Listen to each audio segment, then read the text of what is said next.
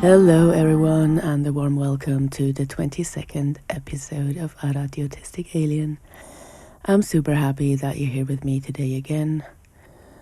I had just had a little breakdown because, my time to record this podcast is very limited, and I just recorded 40 minutes of podcast, and they were not recorded because my computer fucked up.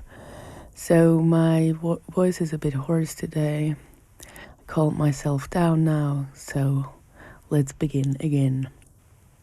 Today I want to talk about something that I call the layers of perception. Um, like because of lack of a better word, and the reason why I studied this more deeply is on one hand I already looked at it in my book, Being Human: A Travel Guide, with the different layers of consciousness, being the inner child, the ego, and the higher self.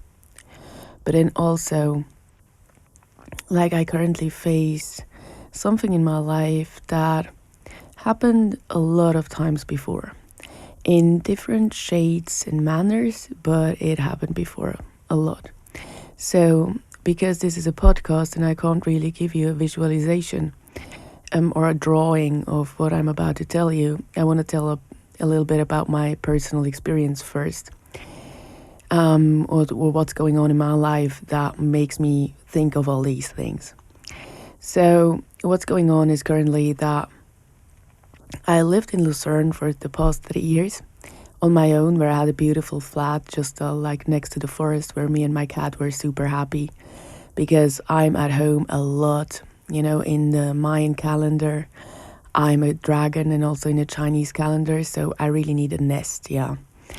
And we were feeling really good there, but the thing was that it was very far away from the people I loved, because my family and my friends, most of them live in or around Zurich.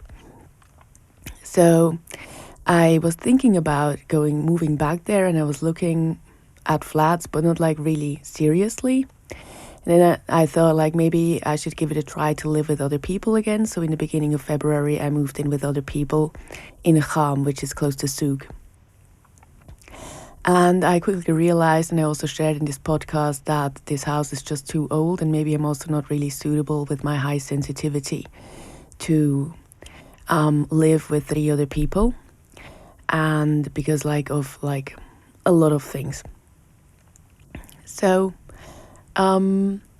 I decided that it's better if I live alone again, and I said I would move out of this house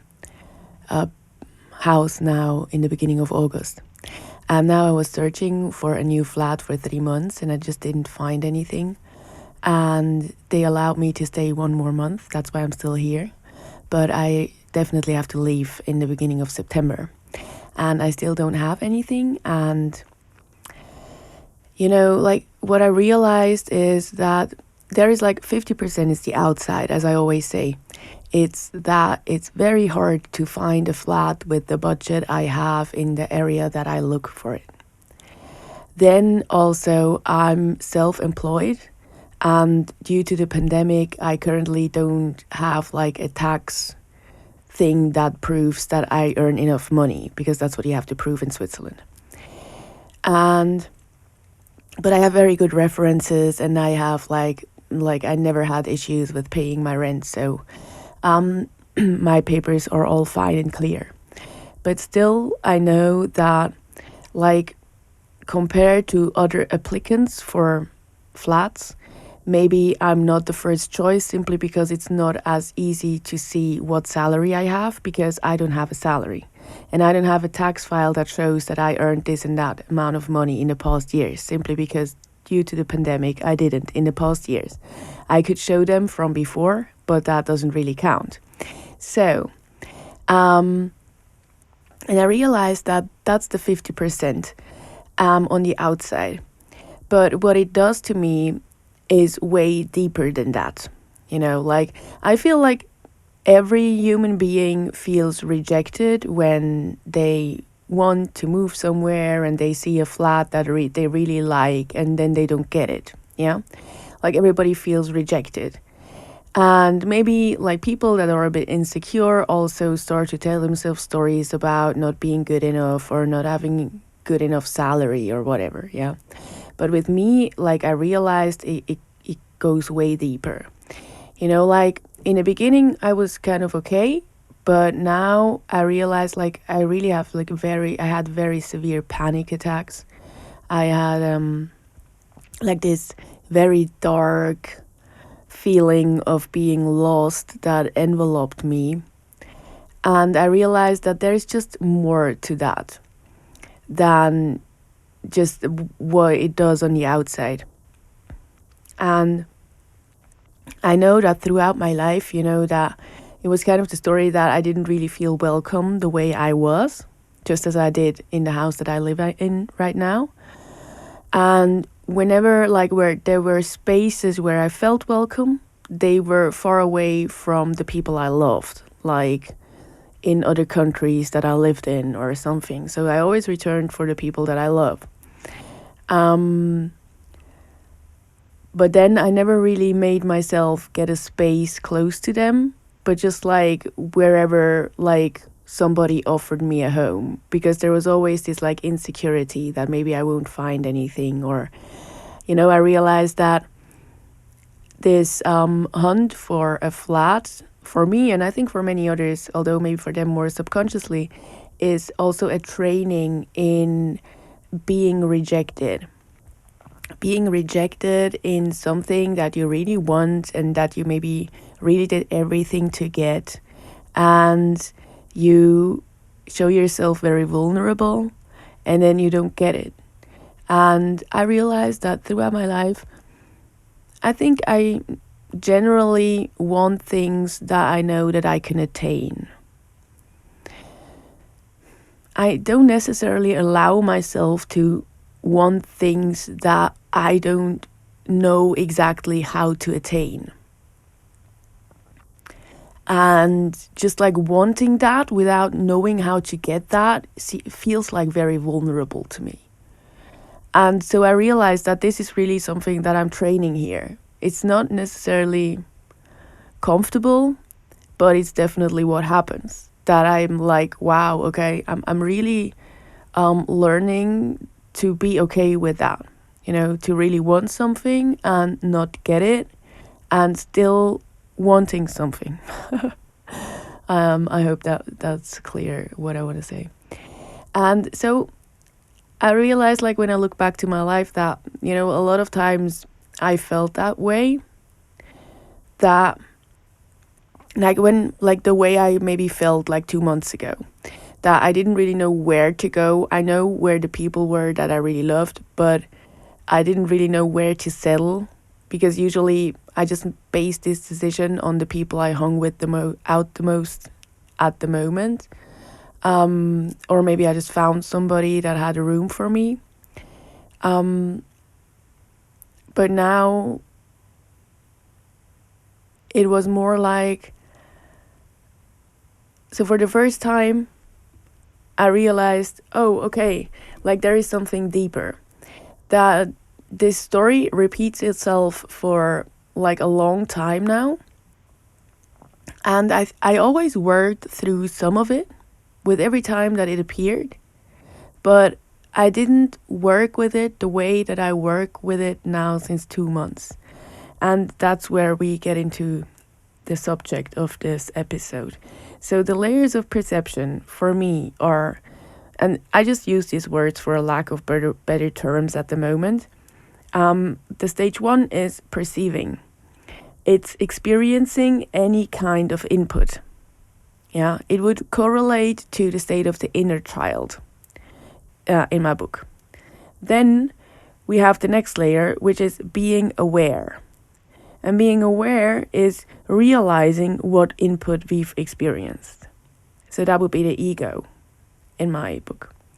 And then we have the third layer, which is being conscious. And being conscious is correlating to the higher self in my book. And it means reflecting on the input and creating new output based on the input. So 3 years ago, when I moved to Lucerne, I knew that, like, before I moved a lot around. Like, whenever I had a new lover, I moved in with them. Or I moved to a different country when they lived in a different country. Or I thought, like, oh, I moved to Berlin and I opened a tattoo studio there with my friend, which didn't work out in the end. So I just, like, like, throughout my life, I looked for a place where I belonged the way that I did. But whenever I was in places, I feel like I was so conditioned to leave myself and become something that fits inside that after a while I got really depressed and I left again. So I knew that it was about grounding. I knew that I needed to find a place where I could ground myself, where I could write my book, where I could just, like, come to peace with everything that happened in the past, all the hurt that happened, all the rejection that happened, and all maybe the trust I put into people that didn't really deserve that trust. And that's what I did in Lucerne. And I really arrived there. Like, I had, like, all my doctors in place, and they're really good doctors. And, like, I don't use doctors a lot, but I had to go to the dentist a lot when I lived in Lucerne, and I have the best dentist there. And I had, like, my best hairdresser, which is still my favorite hairdresser in the world. And, I felt like I really arrived, but somehow I didn't really, like, I know a lot of people in Lucerne, and I really, really love them. But I just didn't really arrive in a social manner. And that was also due to my behavior, because I was, like, really there to write my book. So, and writing a book is not really a social thing.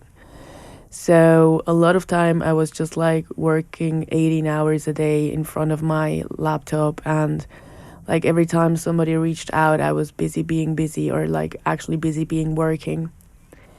And so I feel like Lucerne was a really good point to arrive within myself, but I felt like something was missing, and I knew it was this social compound. But as we often do, I think, and it's also necessary because it couldn't happen any other way, is that then we feel like, okay, it's a social compound, so I'll move in with other people, and then I'll have this social compound.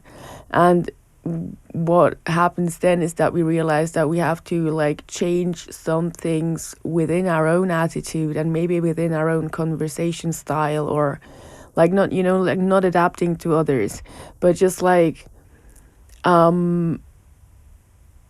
when I'm always, like, busying myself with work, there is not much room for social things. And then it's sure that my life will not entail many social interactions after a while. Yeah, because, like, it becomes a pattern. And so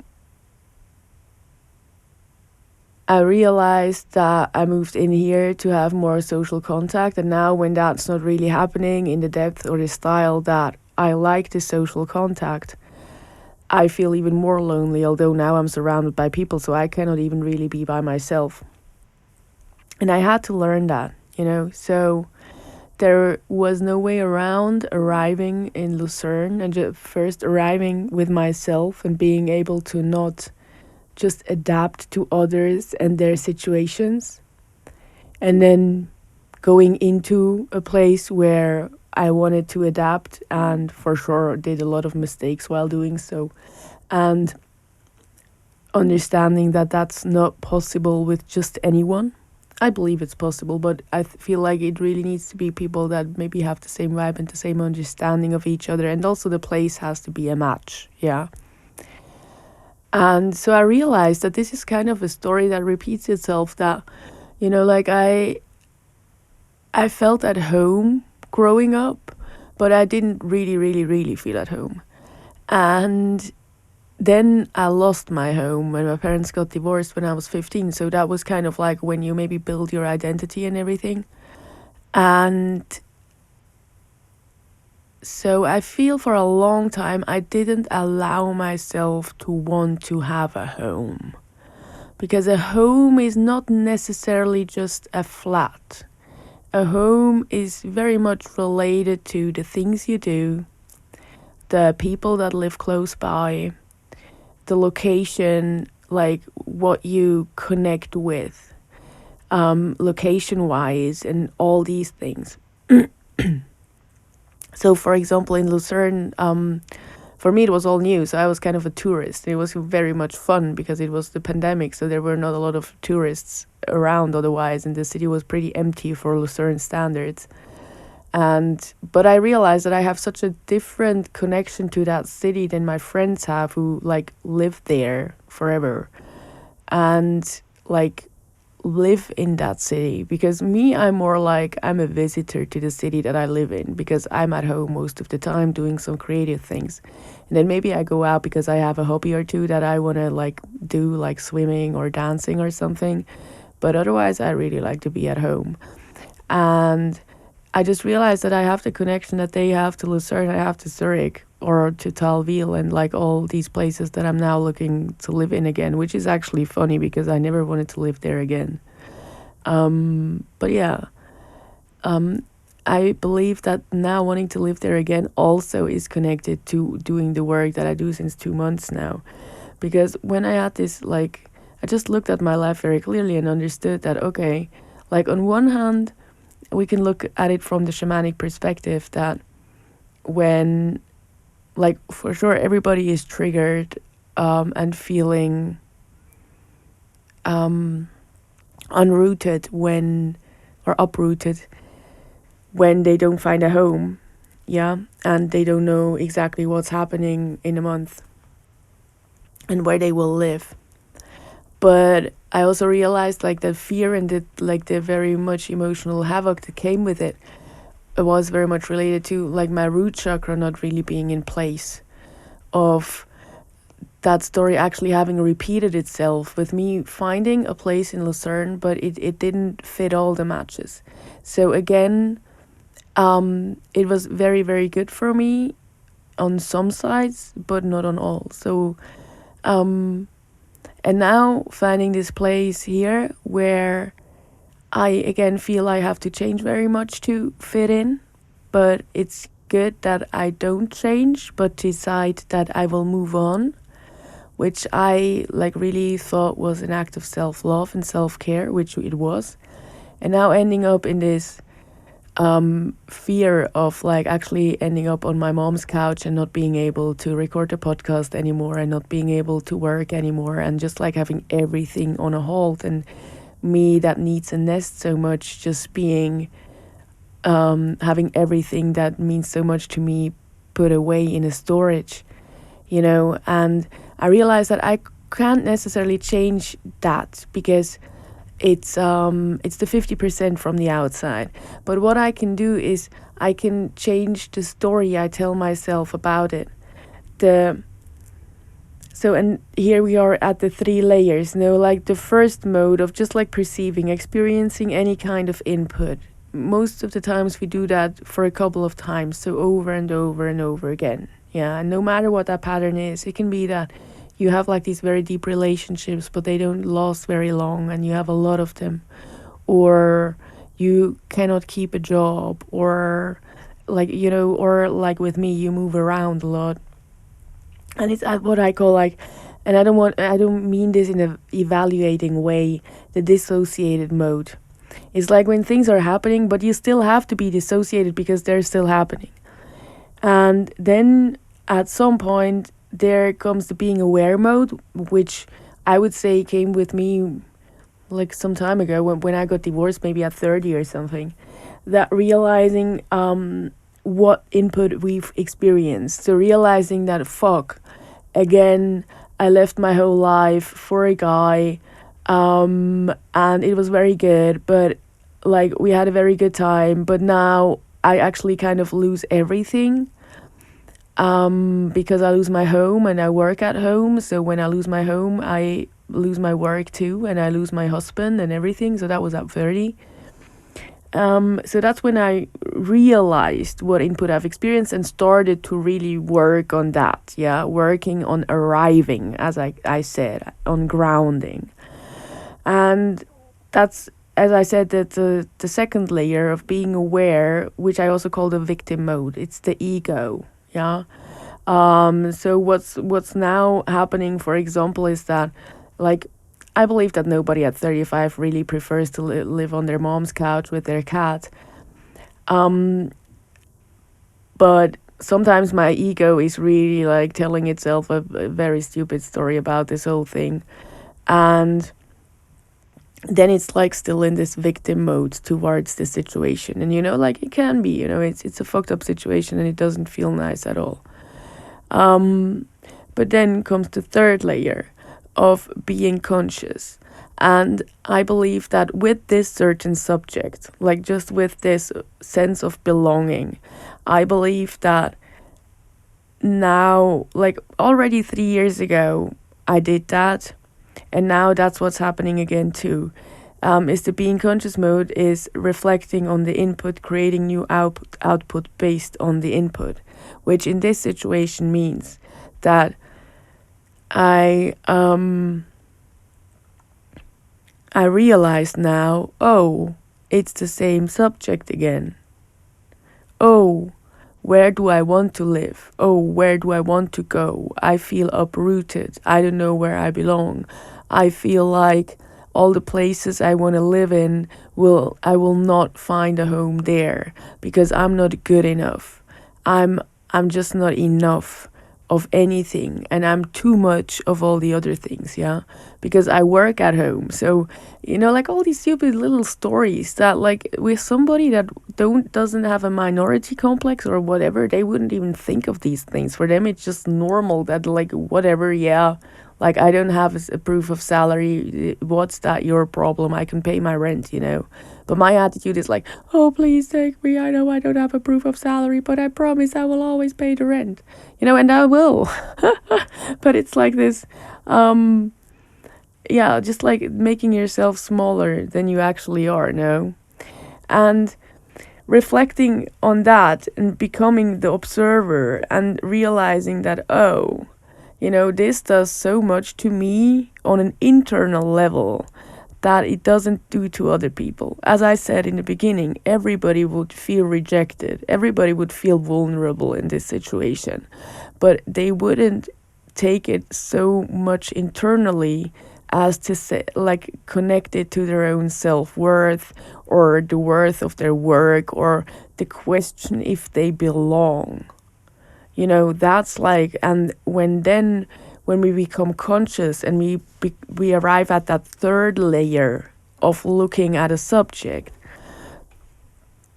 I feel like it starts to shift immediately, like although not on the outside maybe, but because we understand what we can do. Like for example, before I also worked on these things, but now I understand, oh, okay, yeah, like taking that in so closely is because of a hurt root chakra, because maybe I never really had the opportunity to root myself somewhere, because in the moment that maybe you do that when you're 15, or you start to choose where you want to live or something, the place that you called home fell apart.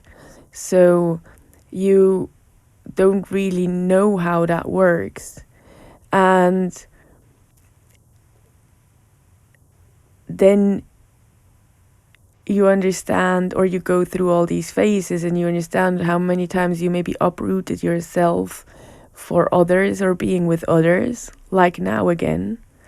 But it was always also good because now I can work with my root chakra because I've seen this and I can understand that maybe I have to change this energetically first, like we most of the times have to do, right? And just like, yeah, maybe I will not find a home in the next 3 weeks that I can move into on the 1st of September. But I have a couch that I can sleep on and I can even take my cat there. So fair enough, like, and working with my root chakra and doing like drum exercises and shamanic journeys every day with this chakra and really cleansing it and working with it did so much to my outlook, because I still don't know if I find a flat in the time that I would need to, but I know that I will find it at some point. And then when this was kind of done, I realized that there is still like some hopelessness that's in my heart. And so I started to work on my heart and solar plexus chakra, and that's where the being conscious part comes in. That's where the creator, and that's what I call the observer and creator mode. It's when we step out of like only perceiving the input and being aware of the input into changing how we work with the input. Yeah, because the input is still the same. I still don't find a flat. And it's really hard. Like, it's so weird. Like, a lot of times when I text them or call them, they don't even reply. It's like, I don't know, it feels like I'm on one side of the wheel and they're on the other side, and it's not possible to communicate. But yeah, then again, I can be grateful for that too, because only this situation made me look at the underlying pattern and made me understand that maybe there was a part of me that was frozen in this belief of, or like these feelings of hopelessness and of not belonging anywhere. Yeah. And everything that happened now, although it was very crazy, like in this house that I live in right now, maybe these were all like the anger and also the sadness now.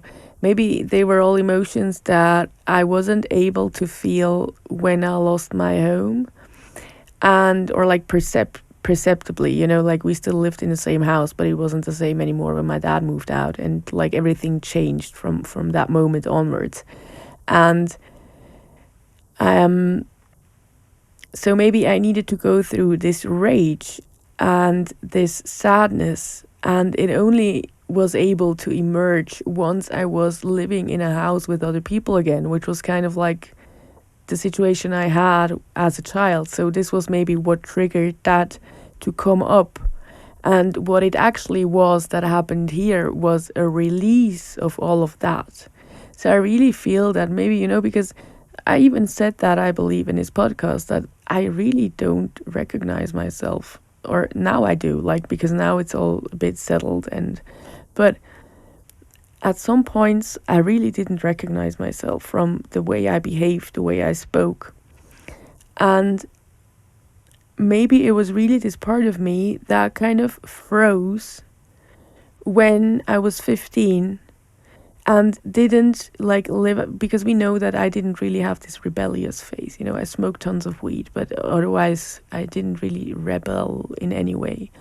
And so maybe this was that, like this whole emotional up roller coaster that I now had when living here. Maybe was that this thing, like there was this part of me that was kind of frozen. Yeah, that was still like in the perceiving part, in the inner child mode. And actually that's what we call soul retrieval or inner child healing. That's exactly the process I'm describing right now. It's just that I didn't do it in the right-hand path where I say, okay, I'm doing more inner child healing and then I do something, but it's just like I choose the left-hand path. That's just like, oh yeah, I have to move into this house. I will not look into how exactly that works for me. And then I move into the house and it's so overwhelming that it actually triggers everything that needs to be triggered for me to understand that I deserve a home where I actually want it, that I deserve the home that I want. I deserve the life that I want, and I'm actually finally in the place that I want to live and I want to experience that. And I just did it the left-hand pathway by like actually kind of making a decision that by now I feel like, oh my God, how little thought did you put into the whole story? And this whole turmoil was to actually wake up this frozen part of me and trigger that out, live it out. And now in this like past week, the sadness like really overtook me. I had strong panic attacks and everything. And then I started to question why, because I know like I will not be homeless, like I will have a couch to sleep on. So it's not that bad. For sure, I lose everything. Like I will lose my place where I can work. I will lose my place where I have like all my things that are very important to me. I will lose my rituals because I need a separate space for them. So the only thing that I managed to keep is my cat, and that's okay. It's actually not, but it has to be. If that's what it's about right now, then it's about that. And for sure it makes me sad, but before, like, I felt like it would not end. Yeah, like the sadness would envelop me forever, and I would stay on the couch with my mom forever, and this would just be like that forever. And I realized that that is not me. That is not me, the conscious person that knows that like life has ups and downs, but it always keeps on changing, right? It changes again. It will change again in some way or the other. And that there was like this trust that it will become good. Because like the past few times when my life changed, it didn't really become better. It just got more tumultuous and exhausting. So, and that's where again I worked with my chakras, because I realized that this trust in it becoming better, or this hopelessness, is the heart chakra that just got wounded because maybe I trusted the wrong people, or I trusted myself in the wrong way, or not at all.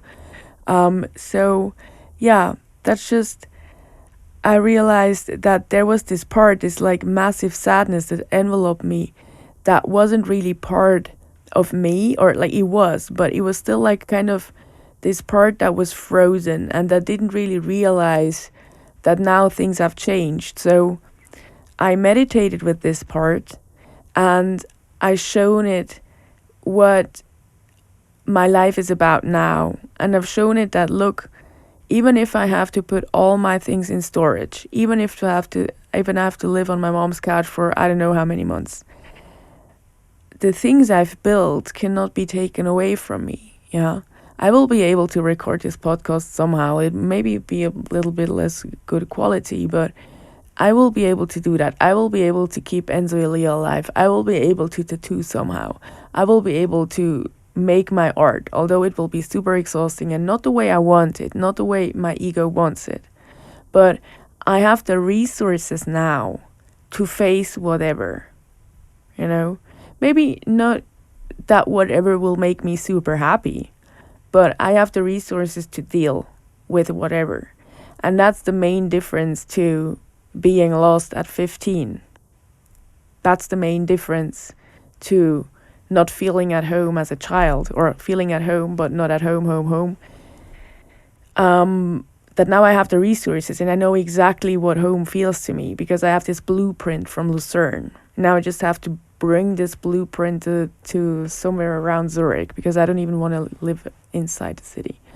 But yeah, so, and that's just like, I realized that that's such a beautiful thing to understand, that, in German we say nachdenken, we don't say vordenken. So that means we say afterthought, we don't say pre-thought. And I believe that that's the way that a lot of us maybe proceed or process things, is that, we decide to put ourselves into any physical situation, like now moving houses, and this will like kind of rattle free some subconscious things that we knew we wanted to heal, but we didn't like really understand how or why, especially how. And then they get rattled free and we go through all the emotions. So like the first layer is the physical body, and then comes the emotional body, and we go through all of these emotions, and it just like, we don't really know what's happening, but we know that like once we start, as I said, once we start to work with it and just be with it, like as I said, I invited the grief as a guest. I didn't say, oh, this sadness is not mine. I said, hi, sadness, I feel like you are leaving now. I don't feel you're coming. So what's your story? And by giving that sadness space, by becoming the observer, I was able to take that step back and just be with the emotion.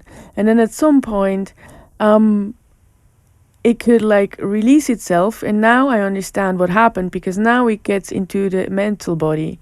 So now I afterthought wise understand, okay, maybe that was the healing process that happened in this house here.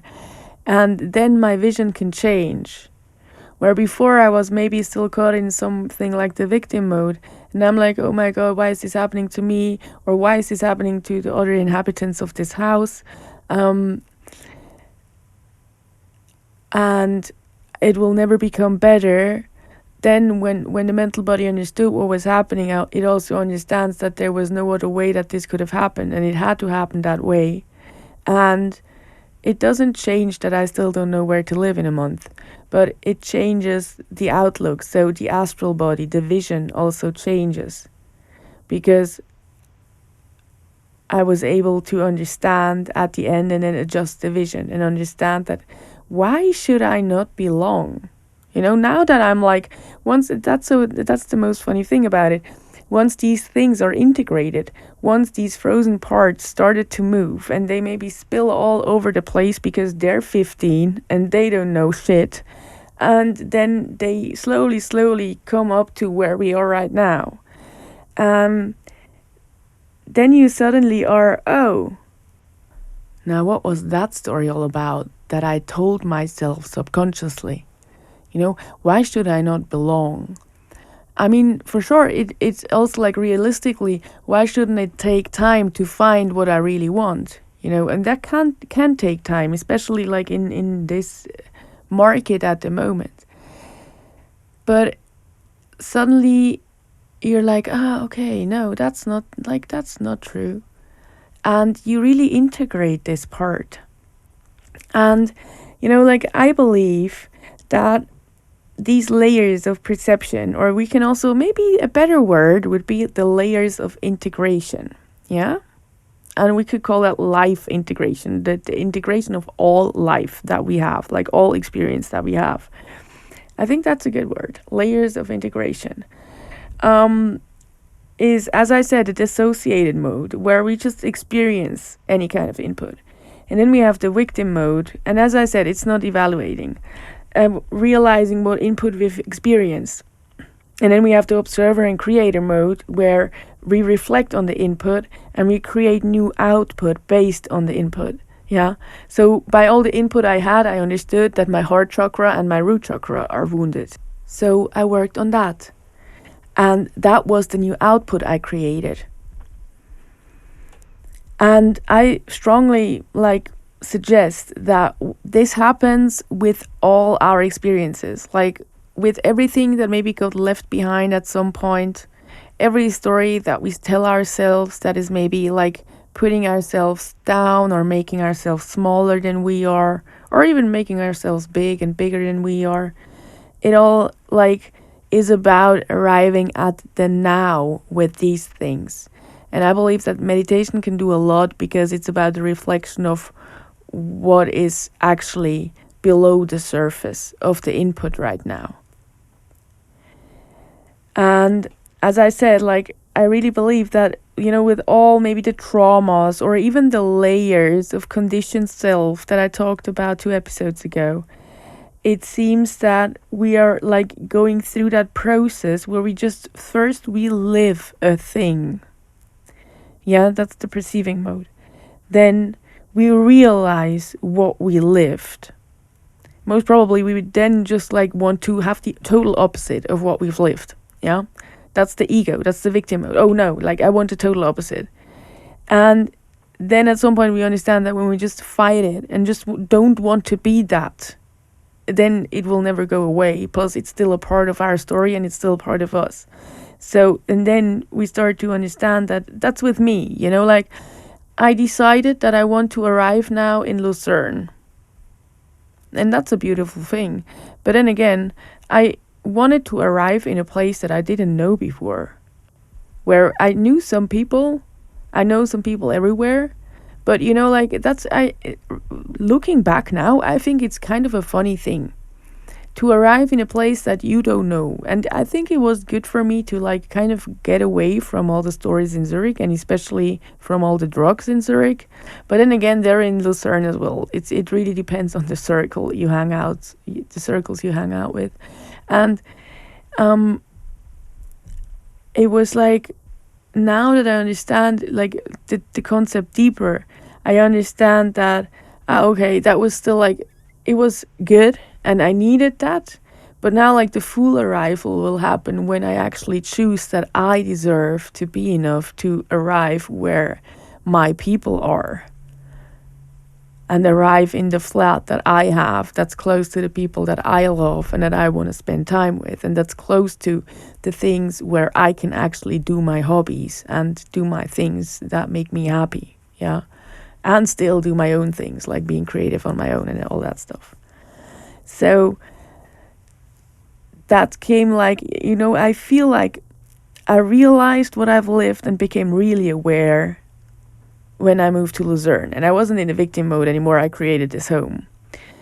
But then I got into this victim mode, and it's not, maybe that's like really with our framing, maybe it's too evaluating. But still, so I got in, like, I realized the input I've experienced, so I felt lonely, but I wasn't necessarily able to change it.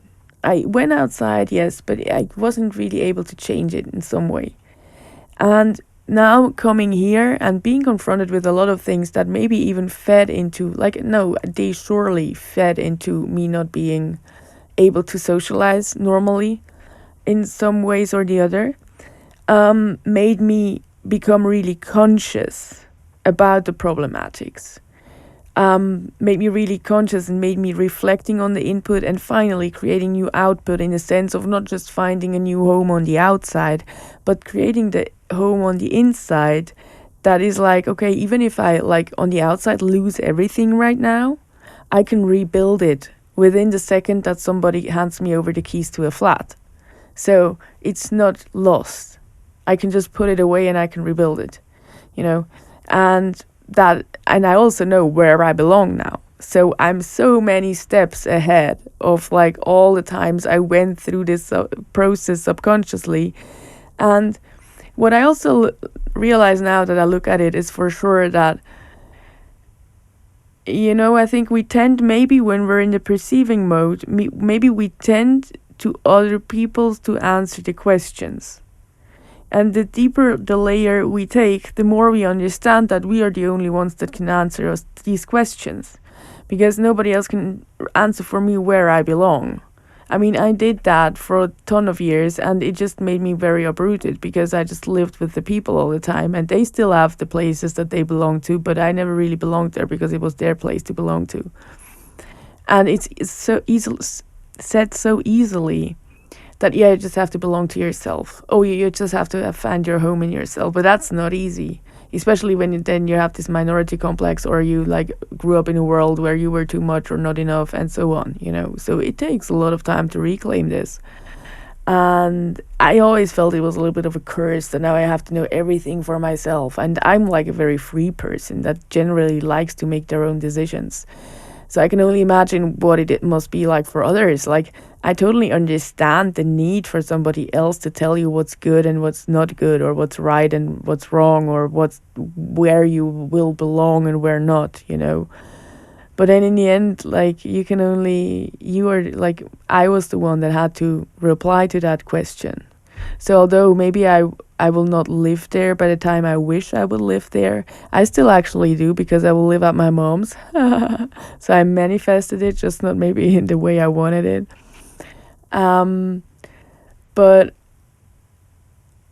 I'm still, like, I'm still so much further ahead than all the time that I actually had a flat on the outside and I had these contracts on the outside, because I have this feeling within that I can recreate it, and that there are no holes in my chakras anymore when it comes to this story, And I really believe that, like, we go through that over and over and over again whenever there comes a new conditioning.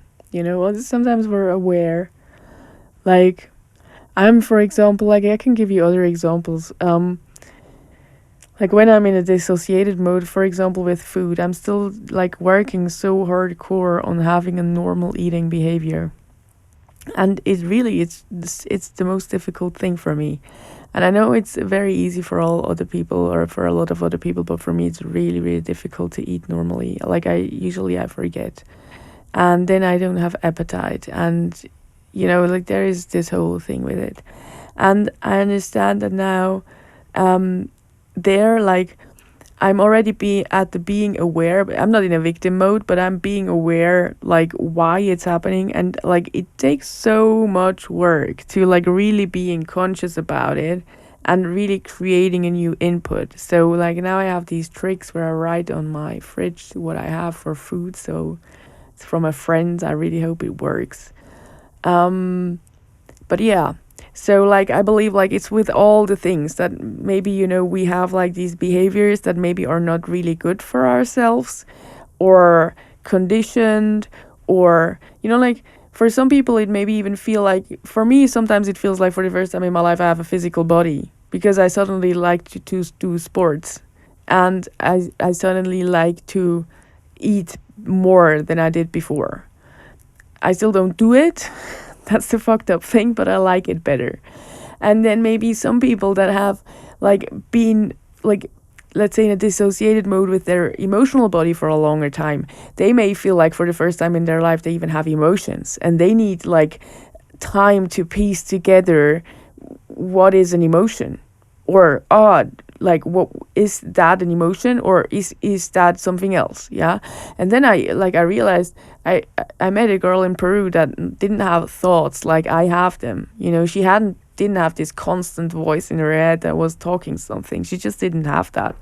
And so for her, thinking was an active process that didn't just happen, in the back of her mind. And so I had talked to her a lot about what the mental body is and what thinking is. So, I believe we all have that we have these different layers, and they all come atop, and we can either like steer them by like actively doing the work, or I believe that by just being conscious, or like, as I said, like being aware or in the moment of what is with me right now. It would have maybe been easy to just choose a place to live where I don't feel 100% comfortable, or a style of living again where I don't feel comfortable. I think that I would have managed in this time. So now I would have a home, but again, it wouldn't be what I want. But then I would have ran again. Like, and I don't want to call it running because that's like not very well received again, but more like I would have like occupied myself again with finding something on the outside. Yeah. And there is a part of me that really would want to do that, just like finding a place and be good with it. But I know that then the same feelings like I had in Lucerne would arise again. So this time I was like at the point where I was able to really integrate this shadow, or this frozen part of me that got stuck somewhere. Yeah. And although it still doesn't show on the outside, it's such a different feeling.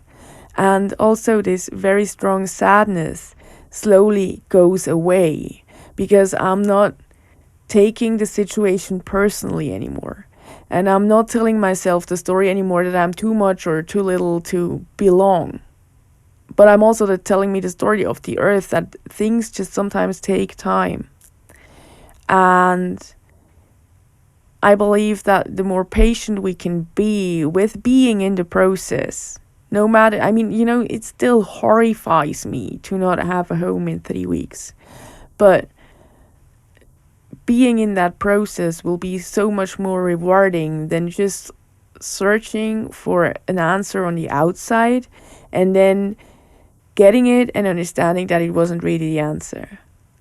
But I feel like the real answers or the real good things come to those who actually possess the ability to be patient, even when things are super uncomfortable. And I will keep you posted if that turns out to be true. We will see how my life turns out. So yeah, I'm sorry, like I really hope that this all made sense, because again, I kind of had to repeat myself after a breakdown and almost killing my laptop. So I'm really happy that now it recorded everything. And yeah, I wish you a lovely, lovely weekend ahead. Thank you so much for listening. And if you have any questions, as always, feel free to write me an email to podcast@dadachi.com. And yeah, I wish you all the best. Thank you for listening, and speak soon. Bye bye.